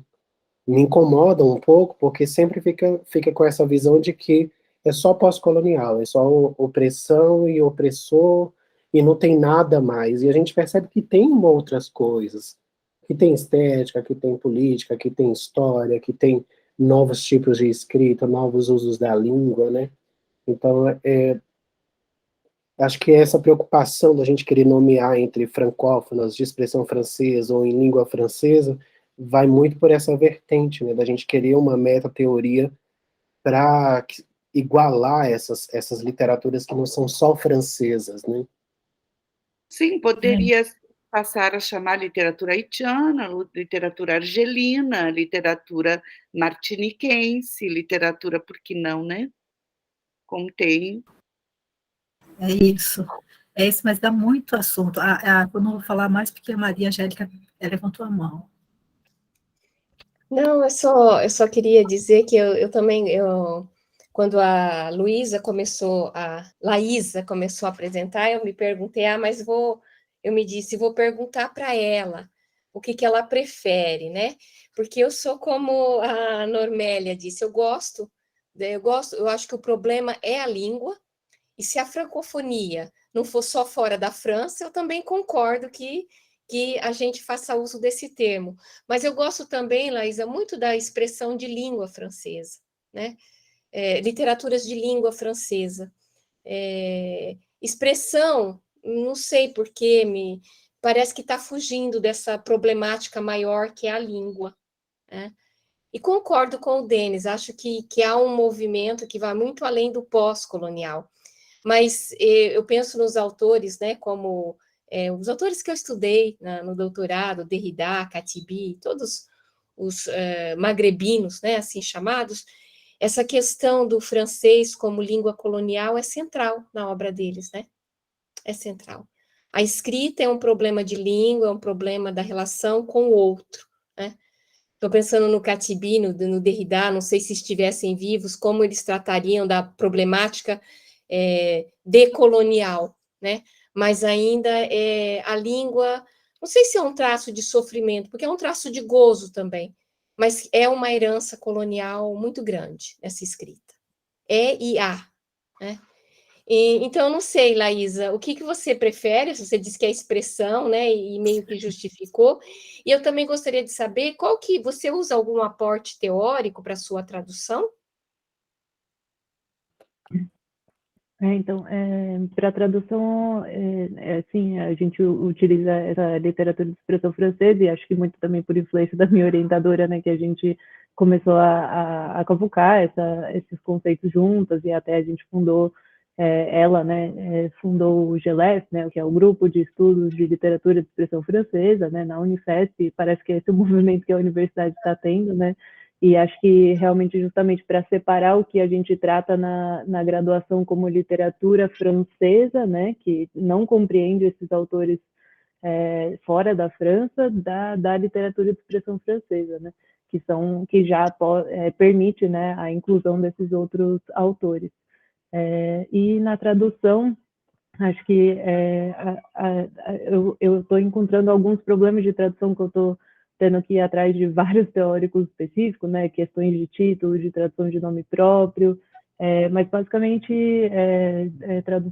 teóricos tradicionais da tradução, né, então Mário Laranjeira, com certeza, considerado lá, e também estou tendo que voltar bastante para a procura dessas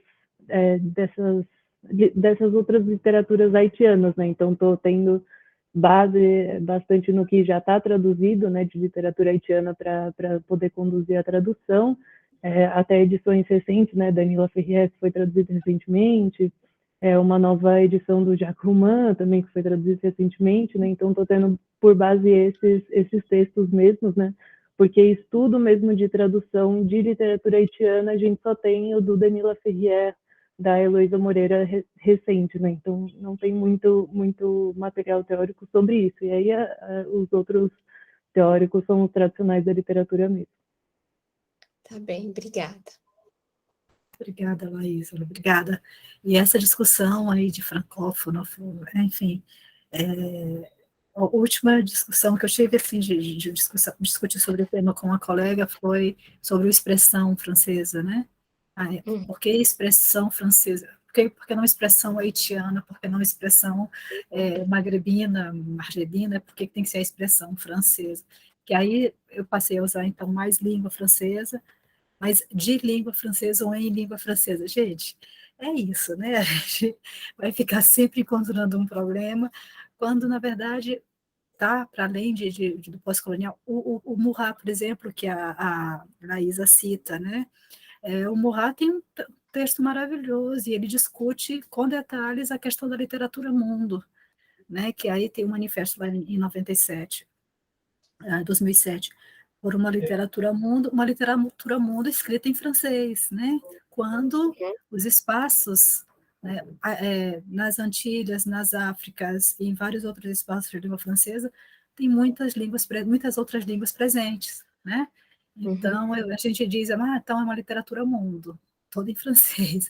Então, sempre a gente está aqui mesmo para problematizar, né? Para problematizar e discutir essas problemáticas. Que eu acho que aí a fala da Sol, quando ela traz a Marie Condé, Sola Neres, quando ela traz Marie Condé, que diz assim, eu escrevo em Marie Condé, minha língua é Marie Condé. Né? O Tal Bangelon diz, por exemplo, eu falo francofonia, ele fala francês, não francofonia. Então, essas noções assim que a gente vai vendo, a gente tem que brincar com isso, estando bem consciente do que subjaz, né, uma terminologia que está ligada à colonização, mas que a gente está para muito além disso, né?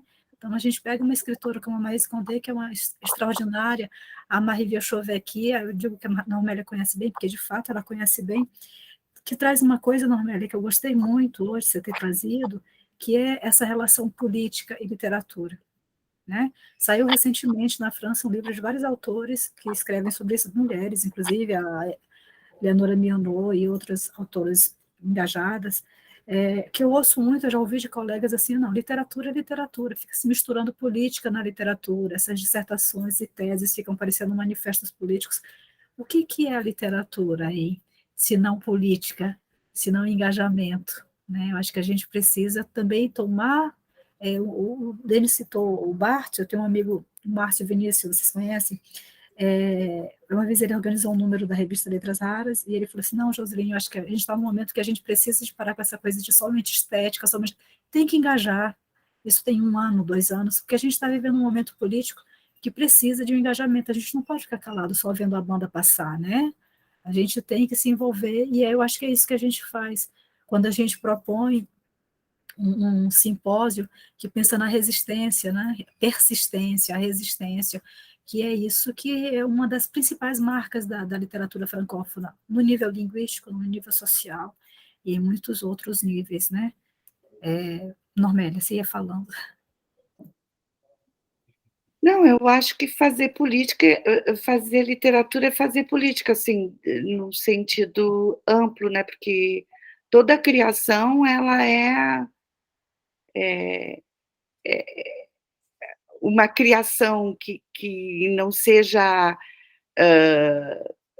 pautada já por questões, mas livre, né? Uma criação livre, o que faz com que a questão que eu sempre me coloco é, o que faz com que essa obra, essa trilogia, ela cause o impacto que ela causa, né?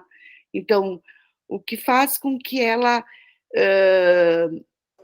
quer dizer, a vida da escritora, de uma certa forma, quase que acabou depois, quer dizer, ela vai para o exílio, ela vive em grandes dificuldades, ela até publica uma pequena narrativazinha que se chama Les Rapaces, que é ótima, que é uma publicação póstuma, mas ela é destruída pelo regime por ter publicado esse texto, né?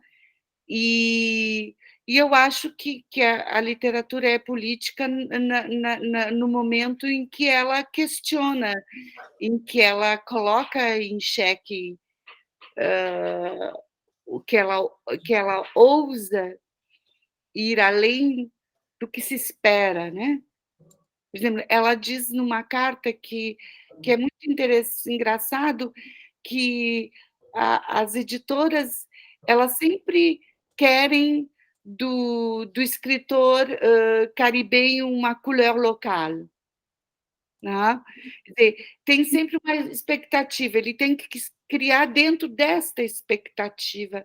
No momento que ele foge dessa expectativa, ele já é um corpo estranho.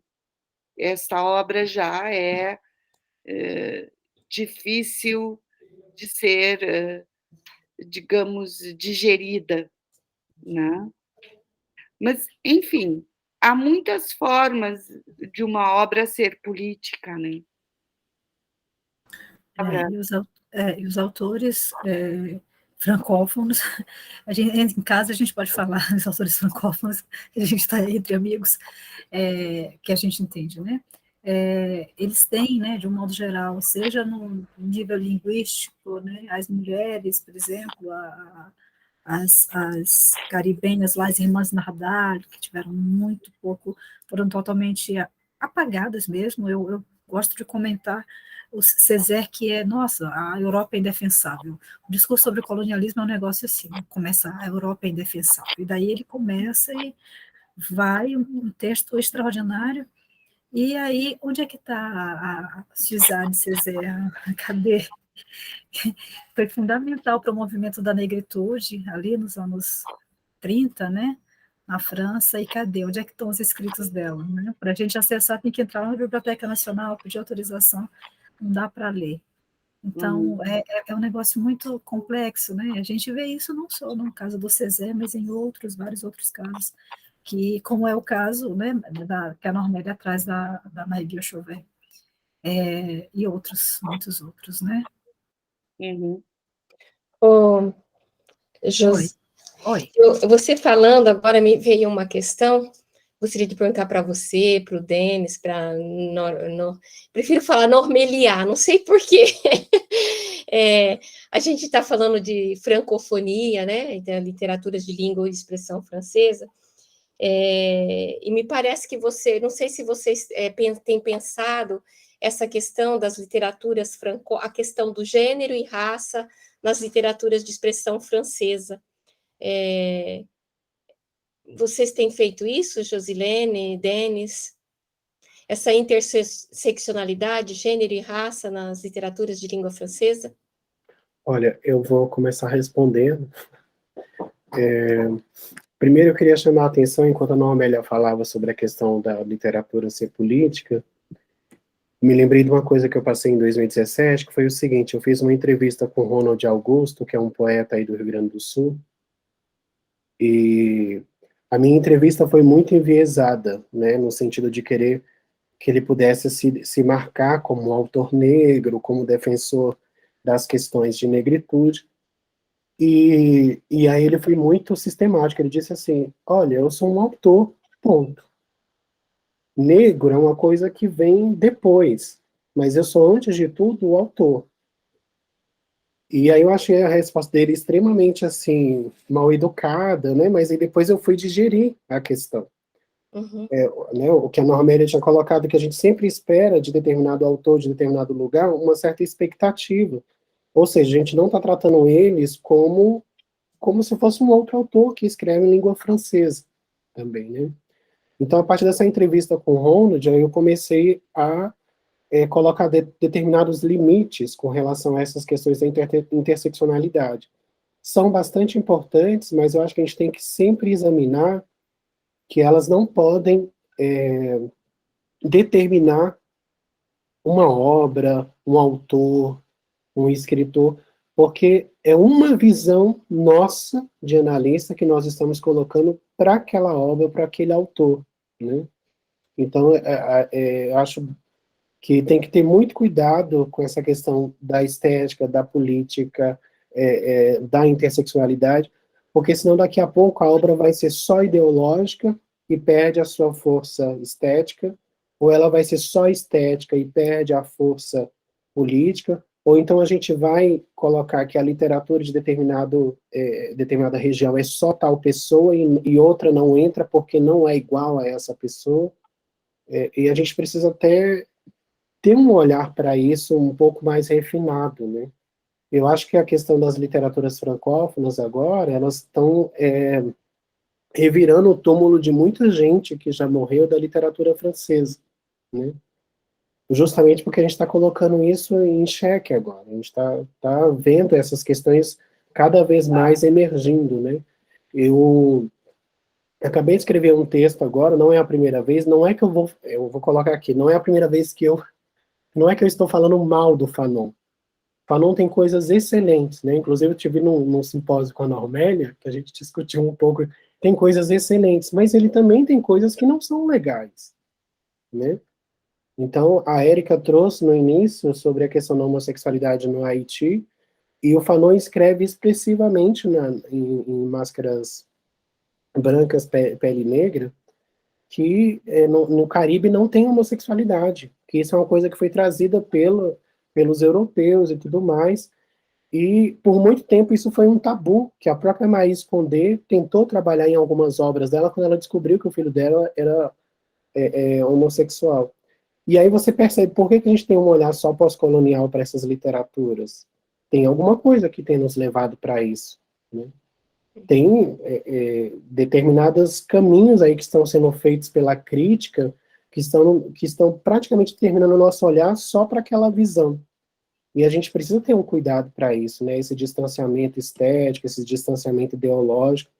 Não estou dizendo para não falar, não é essa a questão, mas a gente precisa também ver que a obra não tem só um viés e que o analista também não pode só olhar pelo aquele prisma, né? Bom, era isso para começar. Obrigada, Denis.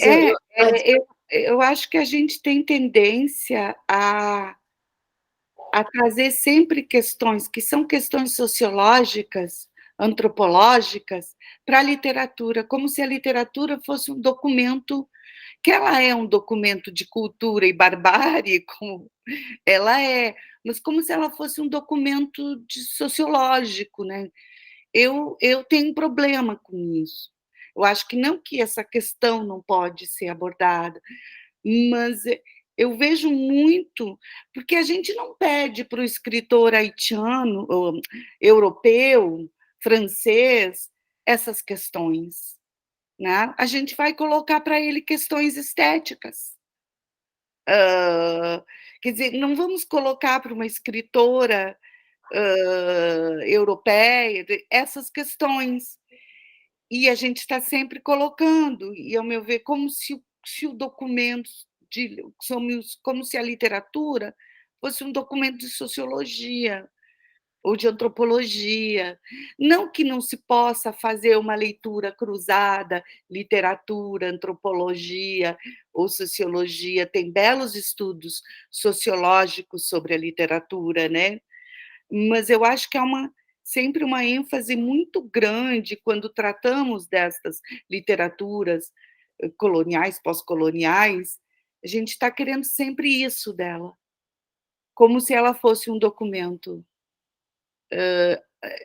enfim, eu vejo um pouco assim, e que se negligencia muito a dimensão estética, quer dizer, a potencialidade dela, né, na linguagem, né, enfim, era isso. Não sei se vocês... Não, vocês responderam, eu acho importante ouvi-los. Eu não sou professora de literatura, eu sou professora de língua, né? Então, eu uso esse corpus literário, né? O corpo literário, como um corpus de pesquisa em língua, né? Não tenho essa dimensão que vocês abordam. Então, assim, eu acho que é importante ouvir, porque como isso está tão em voga, essa questão, como diz o Denis, da interseccionalidade, né? E a gente ouve muito com relação mais a literatura norte-americana e tudo, assim, eu tenho pouco conhecimento de como isso acontece no mundo francófono. Você trabalha com tradução também, não é isso, Maria Angélica? É mais com tradução, né, com representações de língua, mas eu gosto muito do que esses autores falam, né, e eles falam para mim naquilo que eu consigo captar, que é a questão da língua, a problemática, né, linguística, né, e estou um pouco distante dessas questões do... É o que comentou, o que falou o Raphael Confiant, né? Com relação... Ele diz assim, que eu achei tão bonito, o fato de que nós, brasileiros, nós não temos problemas com a língua, no sentido... a língua do colônia. Nós nos apropriamos, nós contribuímos no caso deles, essa problemática é muito tangente, muito pungente, em função justamente do crioulo, né? De uma língua que é minorizada, que é desqualificada, que não é considerada nem mesmo uma língua, diz, é um dialeto, um jargão, ou um francês mal falado. O petit français, né? Du petit français. Do petit français. Então, essa problemática não se coloca para a gente, né? Mas a Josilene trabalha, desculpa, a Josilene trabalha um pouco com literatura e feminismo nas expressões de língua francesa? Sim, já há algum tempo, Maria Angélica. O meu pós-doutorado foi em 2011, 12, 13, eu fiz identifiquei ali as autoras ao redor do mundo que têm a produção, mas sem diferenças ou não entre essas realidades, e foi ali naquele momento que eu compreendi melhor porque o termo francofonia realmente fica muito vazio, né? Para o Canadá, para a Suíça, ou para o Benin, para o Togo, que são realidades muito diferentes, né? Muito diferentes, colocar tudo no mesmo espaço. Mas não é só isso. Por exemplo, a Luana, que vai apresentar amanhã, que trabalha com a Tânia Boni, que é uma escritora da Costa do Marfim, ela tem uma poética extraordinária.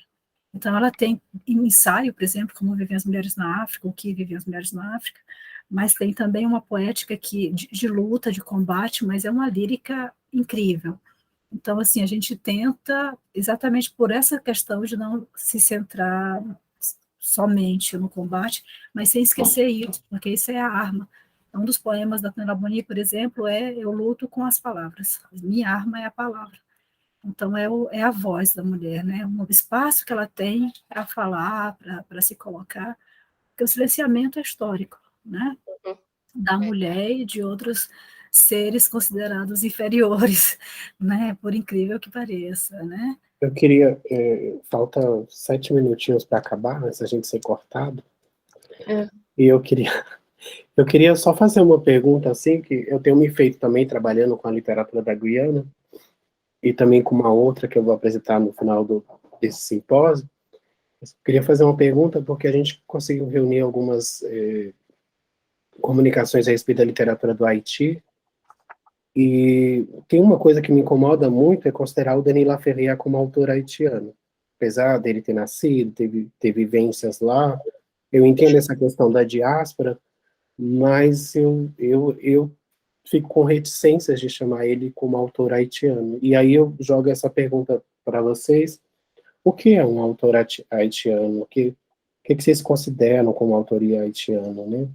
Que pelo que foi colocado aqui, acho que tanto eu esqueci, Tuyo e também a Marie Chauvet são haitianas, viveram lá e escreveram lá, não é isso?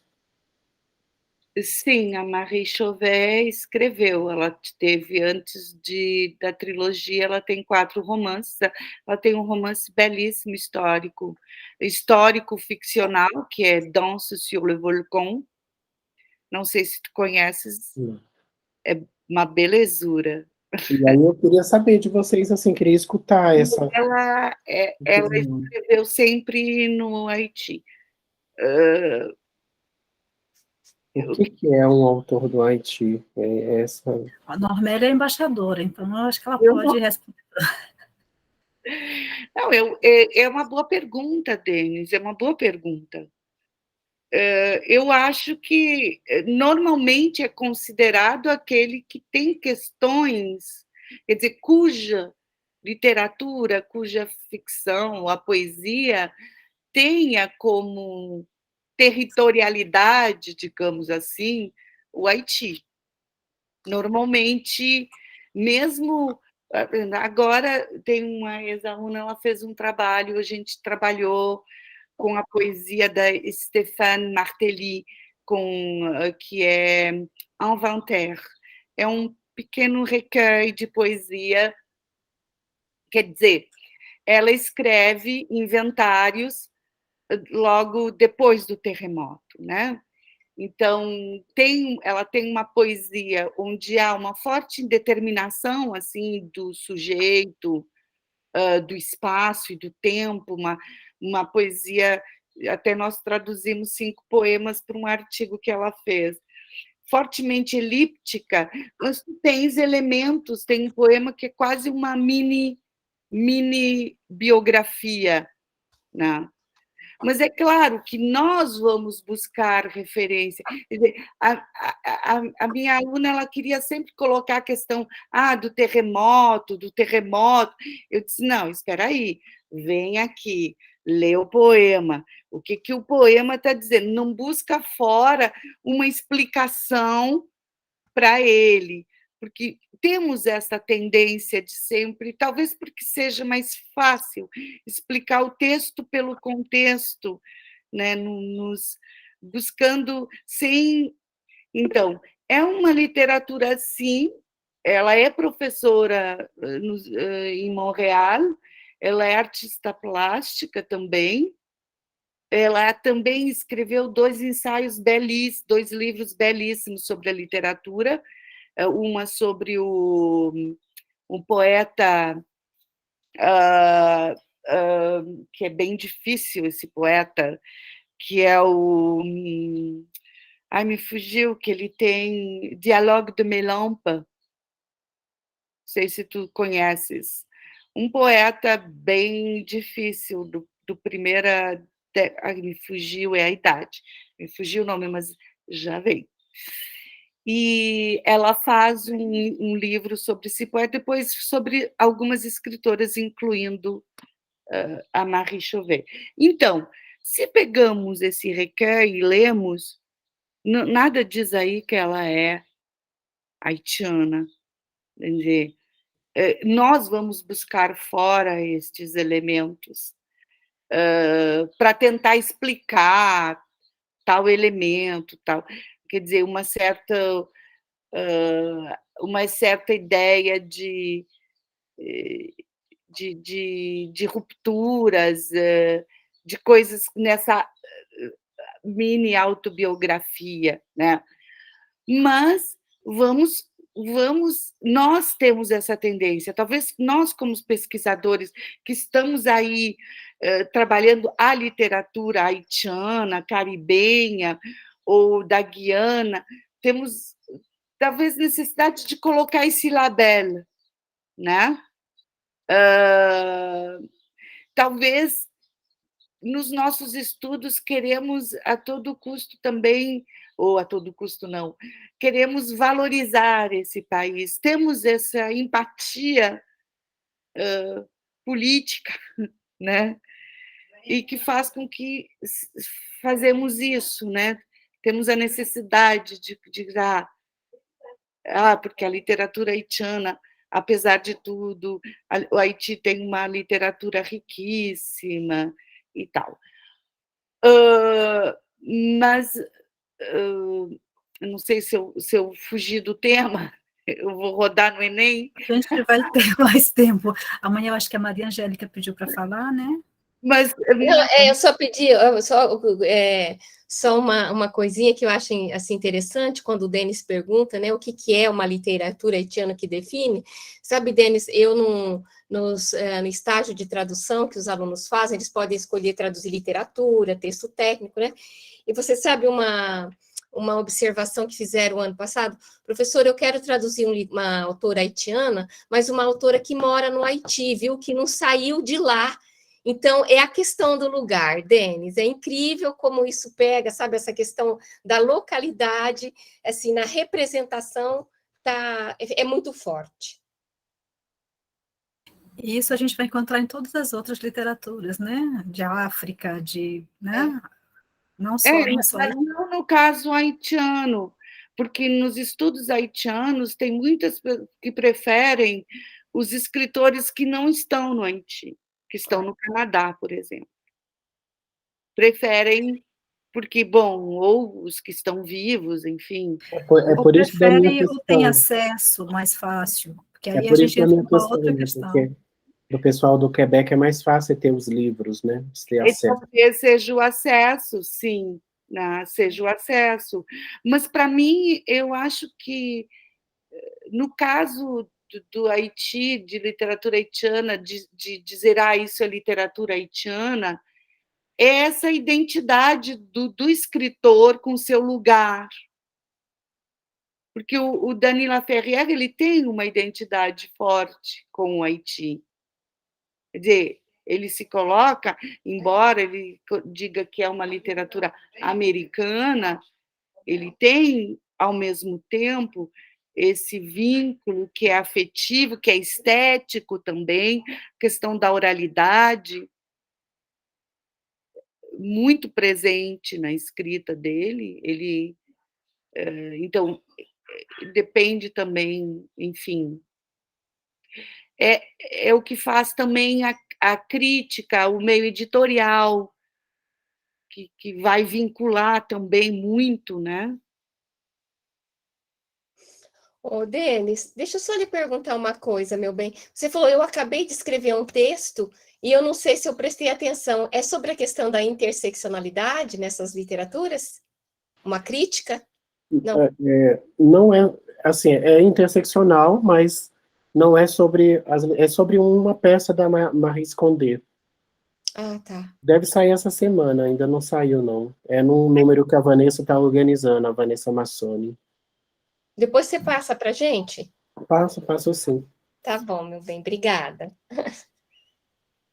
Então, pessoal, obrigada a vocês todos, né? Amanhã de manhã a gente precisa começar na hora, né? Porque amanhã está bem cheia, hoje a gente tinha um tempinho a mais para discussão e já passou do tempo 3 minutos, né? Então, amanhã promete, temos temos Antilhas, temos autoras, né? Então, amanhã é Dia das Mulheres aqui se bem que tem o diálogo da CIDEBA com o Fanon, né? Vamos ver que trabalharam juntos em um determinado momento. Enfim, amanhã a gente se vê, pessoal. Eu espero que a gente tenha mais espaço para debate e a gente está por aqui.